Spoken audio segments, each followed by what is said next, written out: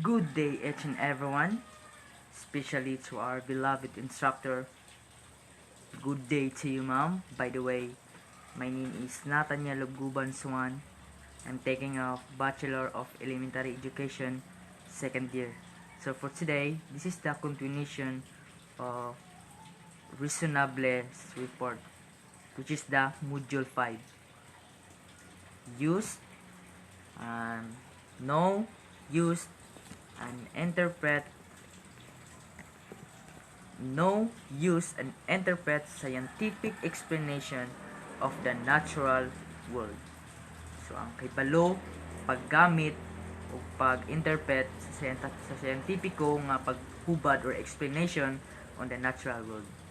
Knowing, using, and interpreting scientific explanation encompasses learning the facts, concepts, principles, laws, theories, and models of science as the natural science education standards state. A National Research Council in 1996.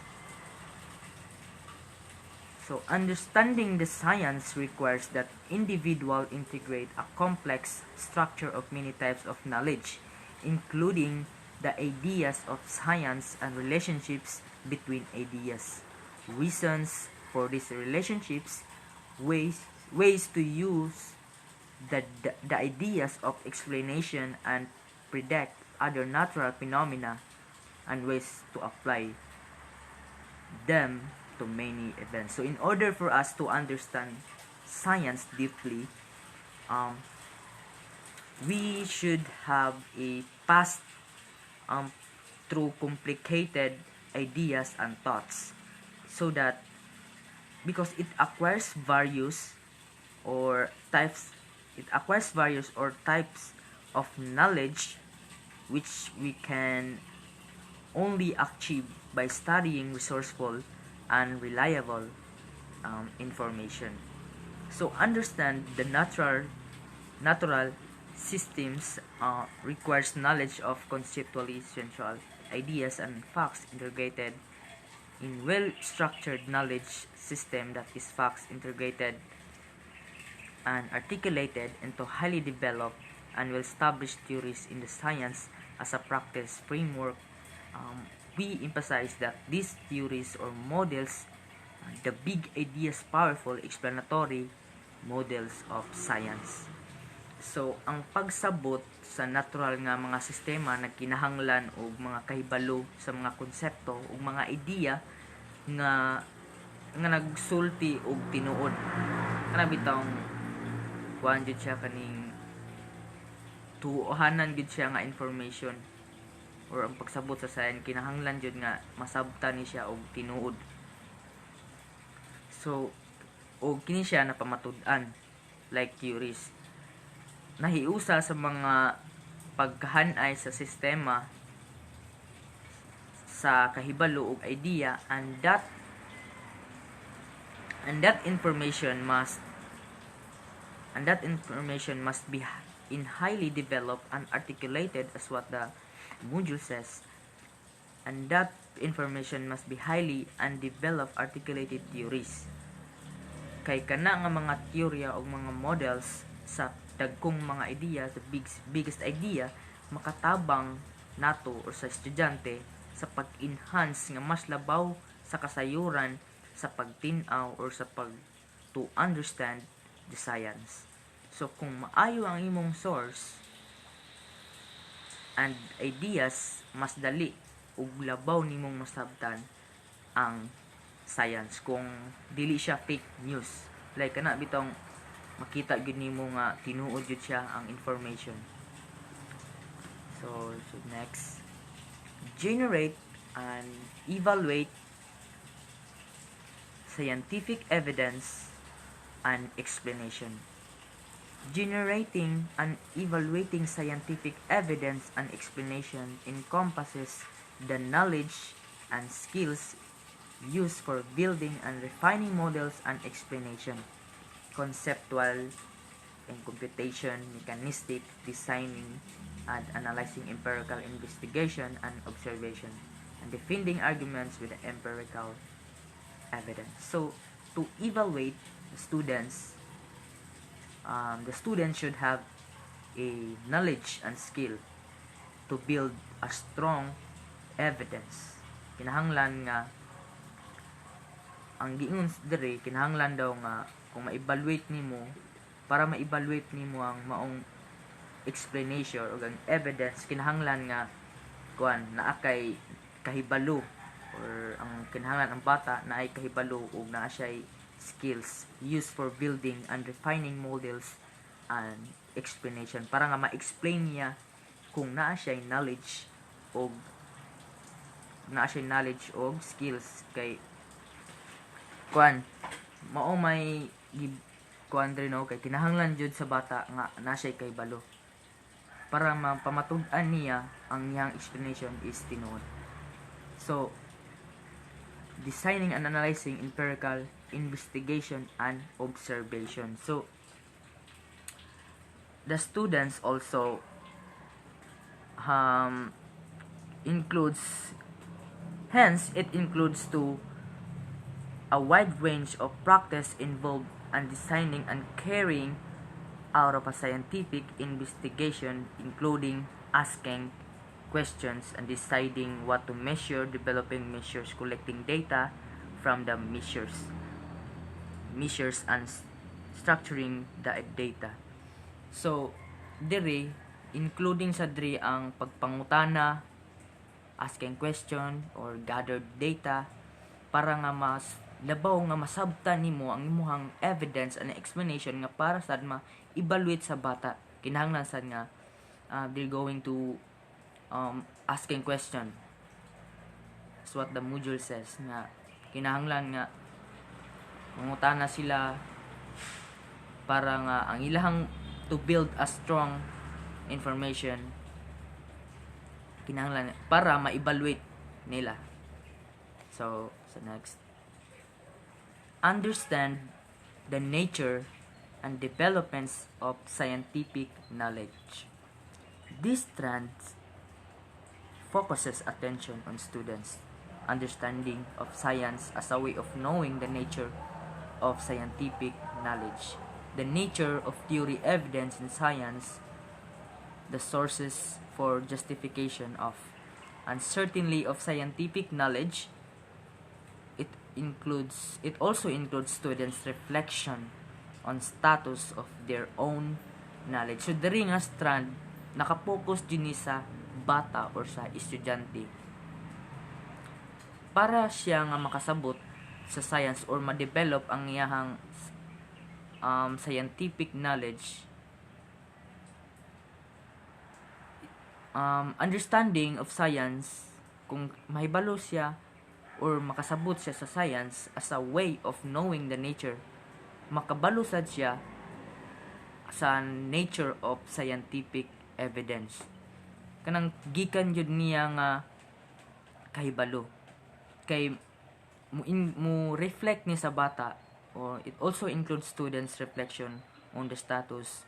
Kung makabuild siya og mga kahibalo niya, mo reflect ni siya iyaha og maayo, like makasulti gid siya kay nakasabot man siya tungod sa iyahang ang pagkugi sa pagkahibalo ug nasabtan niya ang maong science.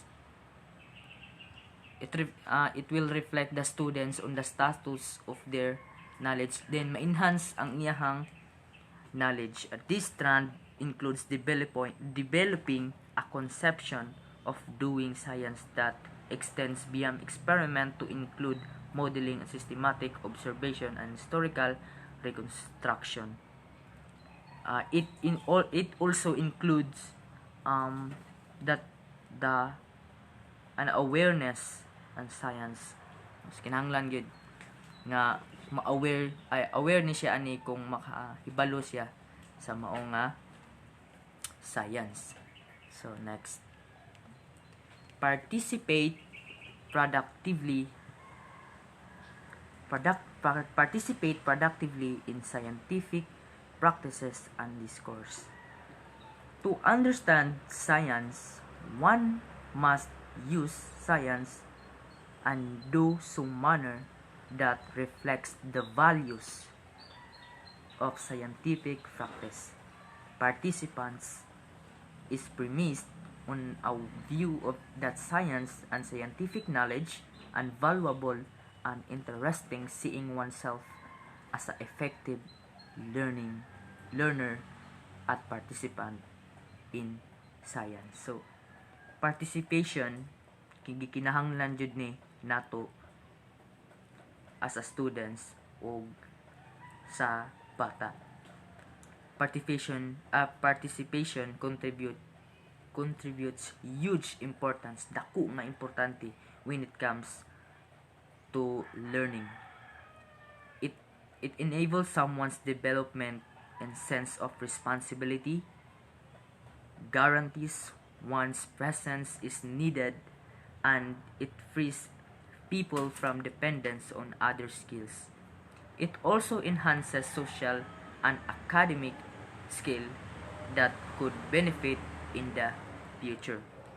So kinahanglan jud no nga ang values makuan sa bata kay seeing oneself as a effective learning mo ni siya ang mausad ni ang makita nga ikaw nga nakasabot ka or mo reflect sa imuha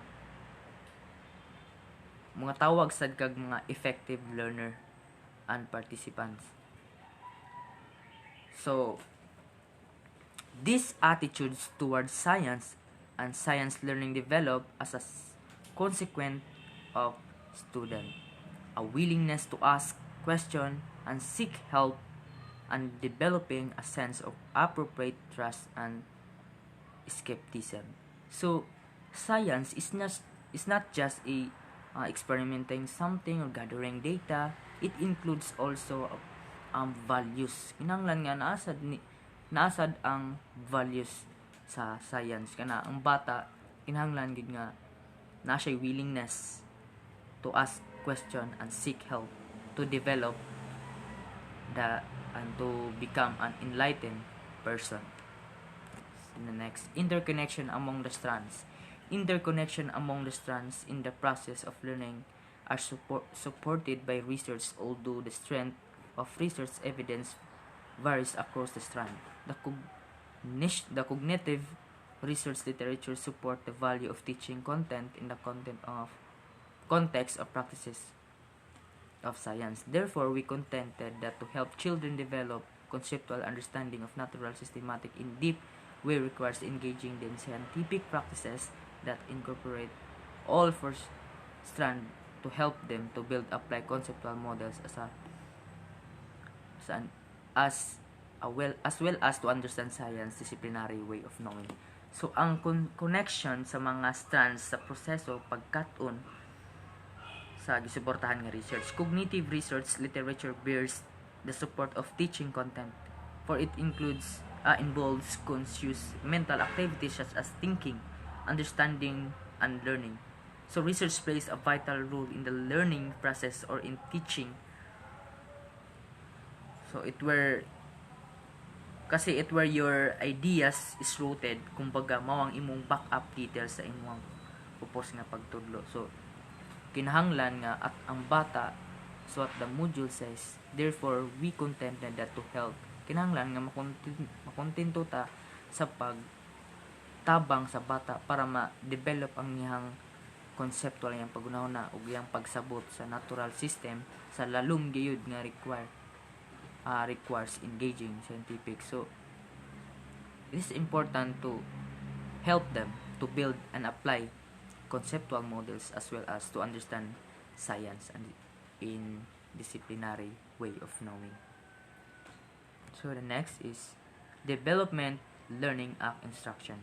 An important theme throughout this report in the complex interplay among development, learning, and instruction, and the implication of science education. The evidence based on this report from several mostly independent bodies of research, developmental literature in the view developmentally appropriate education would thus require keeping instruction within these bounds. So in terms of scientific learning, learners must engage with scientific practices in science education. It is it is expected that learners will pass through different development that takes time through.